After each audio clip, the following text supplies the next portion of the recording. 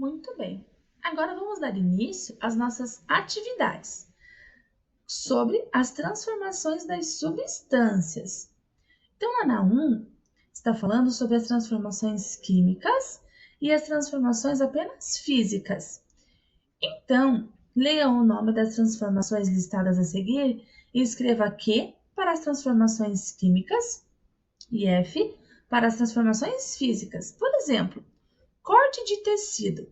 Quando eu corto um tecido com a tesoura, ele está sofrendo uma transformação química ou apenas física? Só mudou de forma por conta do corte. Ele está sofrendo apenas uma mudança física. Por quê? Porque ele sofreu uma alteração por conta apenas de um corte no tecido. Digestão dos alimentos. Como exemplo da ave, que ela comeu uma fruta e a fruta sofreu um processo químico na sua digestão e se transformou em fezes. Então, a digestão dos alimentos, ela é uma transformação química ou física? Quem respondeu química acertou. Uma banana que foi amassada. Uma banana que foi amassada, por exemplo, com um garfo, ela está sofrendo uma transformação química para se transformar em uma outra substância, ou ela foi apenas amassada, sofrendo apenas uma transformação física. Quem respondeu transformação física acertou, porque a banana ela foi apenas amassada. Mesmo que a banana tenha sido amassada, ela continua sendo o quê? Continua sendo uma banana. E o tecido, quando ele é cortado, ele não se transforma em uma outra substância. Ele continua sendo o quê? Continua sendo tecido. Então, quando uma matéria sofre uma transformação física, ela não se transforma em uma outra substância. Ela apenas muda o quê? Muda a sua aparência. Já a água, quando evapora, a evaporação da água, ela é um processo de transformação química para virar uma outra substância ou apenas física, que sofre alteração apenas na aparência? A água, quando ela evapora, ela está sofrendo uma transformação física. Por quê? Porque ela está saindo do estado líquido e indo para o estado quê? Gasoso, mas ela continua sendo água. Então, por isso, ela está sofrendo uma alteração física. E uma chave enferrujada? A chave enferrujada, ela está saindo da sua aparência de chave e está se transformando por conta da reação química. Por quê? A chave, ela é metal. Então, quando ela fica exposta muito ao oxigênio e muito à umidade, ela começa a virar outra substância. Ela começa a virar ferrugem. Então, a chave enferrujada, ela sim sofreu uma transformação química. Por quê? Porque ela está virando ferrugem. Ela não está sendo mais chave. Ela está virando ferrugem. Então, aqui nós temos uma transformação química. Agora, ligue as transformações listadas aqui na primeira coluna ao agente responsável por elas. Então, aqui, quem é o responsável pelo cozimento do ovo? O contato entre substâncias? A luz? O ser vivo ou o calor? Quais desses fatores aqui é o responsável pelo cozimento do ovo? Quem respondeu calor, acertou. O jornal amarelado. O jornal, quando ele fica amarelado, quem é o responsável por essa transformação? Contato entre substâncias? A exposição à luz? O ser vivo ou o calor? Quem respondeu que o jornal fica amarelado por conta da exposição à luz, acertou. A queima de papel. O papel, quando está sendo queimado, quem é o responsável pela queima de papel? Contato entre substâncias, luz, ser vivo ou calor? Quem respondeu calor acertou. E a digestão? A digestão, quem é o responsável pela digestão dos alimentos, pela transformação dos alimentos no organismo? O contato entre substâncias, A luz, o ser vivo ou o calor?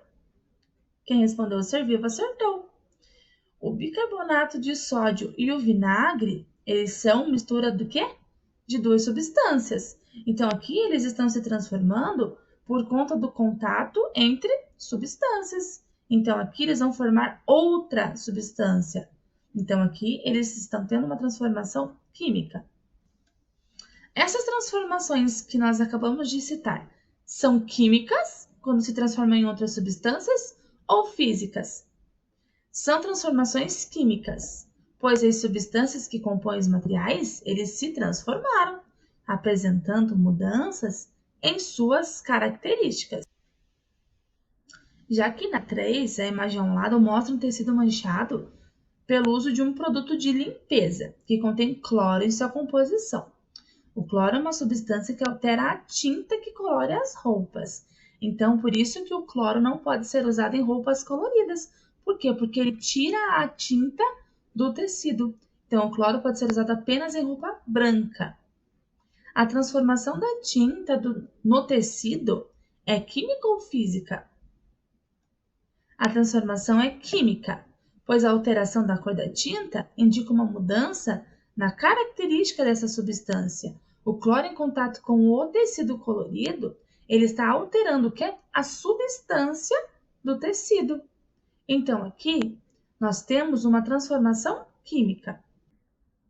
Agora, lá na 4, vocês deverão analisar essas transformações. E vocês irão fazer setas indicando o sentido de cada uma delas. Qual é a forma primária e como ela fica depois? Então, qual é a ordem, por exemplo, aqui? O prego, quando é exposto muito à umidade, ele cria o quê? Ele cria ferrugem. Então, aqui, o processo se dá da seguinte maneira. Vai do prego do estado inicial ao prego enferrujado. Então, esse aqui é o primeiro estado e logo em seguida o segundo estado do prego, quando exposto à umidade. Agora aqui nós temos as fezes de um passarinho. Mas para chegar aqui nessas fezes, o que aconteceu primeiro? A ave teve que primeiro se alimentar para que sofresse uma alteração química por conta do processo digestivo, para depois a fruta se transformar nesse segundo estado aqui, que são as fezes. Então, vocês vão fazer uma seta indicando da ave para as fezes do passarinho. O ovo, para ser cozido, ele primeiro precisa estar o quê? Primeiro precisa estar cru. Aí, depois de ir exposto ao calor, ele acaba o quê? Ele fica cozido. Então, vocês irão fazer a setinha indicando do ovo cru para o ovo cozido. E a folha? Qual será o primeiro estado dela? Ela fica seca e depois fica nova? Ou ela fica nova e depois cai da árvore e acaba secando? E a laranja? A laranja primeiro apodrece e depois volta ao seu estado inicial? Ou ela apodrece depois que ela é colhida? Então, aqui nós temos a setinha indicando que primeiro a folha fica boa e depois que ela cai da árvore, ela acaba ficando o quê? A folha acaba ficando seca. E a laranja, quando exposta a muita umidade, ela se transforma o quê? Ela começa a apodrecer. Então, aqui nós temos primeiro a laranja boa e depois ela apodrece. A ferrugem nos pregos, as fezes da ave, o ovo cozido, a folha seca e a laranja apodrecida são exemplos de transformações químicas, porque elas alteraram a sua aparência, alteraram o seu estado. E elas têm uma transformação irreversível. Depois que a folha fica seca, ela não volta mais a ficar nova. A laranja, depois que ela fica podre, ela não volta mais a ficar boa novamente também. O prego, depois que ele fica enferrujado, ele também não volta a ficar novo. A fruta, depois que ela é digerida pelo passarinho, ela não volta mais a ser fruta. E o ovo, depois que ele é cozido, ele não volta mais ao seu estado cru, ao seu estado inicial. Então, aqui nós temos exemplos de transformação irreversível, que é quando a matéria não volta ao seu estado inicial. Lá na 5, a ferrugem pode causar prejuízos no casco de navios, em portões e esquadrias de janelas, por exemplo. Para que esses objetos não enferrujem, eles geralmente são recobertos com tinta. Qual é a causa da ferrugem?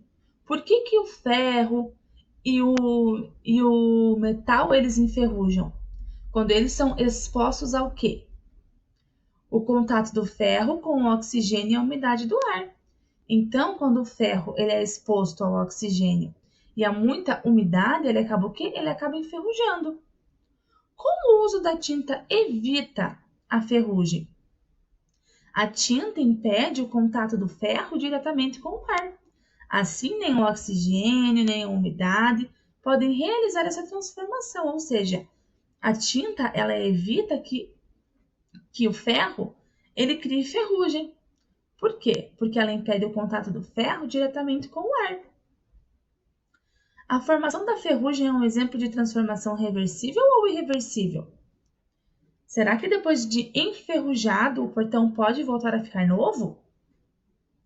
É irreversível, pois após formar a ferrugem, o portão não volta mais ao seu estado inicial, ou seja, não volta mais a ficar novo. Lá na 6, para preparar um pão, é necessário misturar alguns ingredientes, certo? Como farinha de trigo, água, sal, fermento, e depois nós assamos essas misturas. Nele, a massa sofre uma transformação reversível ou irreversível? Depois que o pão já está assado, ele pode voltar ao seu estado inicial de massa? Ele pode voltar, por exemplo, a ser trigo? Não. Então, aqui, o pão, depois que nós assamos, ele tem uma transformação irreversível, pois após o cozimento, a massa não pode mais voltar ao seu estado inicial, ou seja, o pão não vira mais trigo depois que você assa ele. Carlos pingou uma gota de iodo, uma substância de cor avermelhada, sobre um pedaço de batata crua. Observe a representação de como a batata ficou. Olha, ela ficou roxa.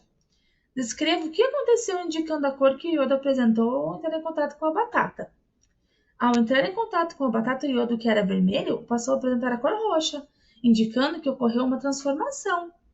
Ocorreu aqui uma transformação química. O iodo vermelho em contato com a batata ele ficou na cor roxa. Então, aqui nós tivemos uma transformação química. Lá na B, o contato entre o iodo e o amido, uma substância presente na batata, foi formada uma nova substância. Classifique os tipos de transformação. Essa transformação do iodo na batata, que ficou com a cor roxa do vermelho e foi para o roxo, ela tem uma transformação química, física irreversível, ou essa transformação é irreversível, sofrida pelo iodo? Então, aqui nós temos uma transformação química irreversível, pois houve a formação de uma nova substância indicada pela mudança de cor da solução de iodo, a qual não retoma a cor nem a composição original após a reação. Por quê? Porque aqui o iodo vermelho, em contato com o amido presente na batata, ele fica com a cor roxa. Então, logo após esse processo, o iodo não volta mais a ficar vermelho. Ele vai continuar roxo. Por quê? Porque aqui ele foi transformado em outra substância. Então, aqui nós temos uma transformação química irreversível. Muito bem. Agora, como atividade de fixação, vocês deverão realizar as atividades das páginas 60 a 62 do caderno de atividades e depois enviar a foto da atividade no ícone de produção acadêmica. Conto com vocês, um abraço e até mais!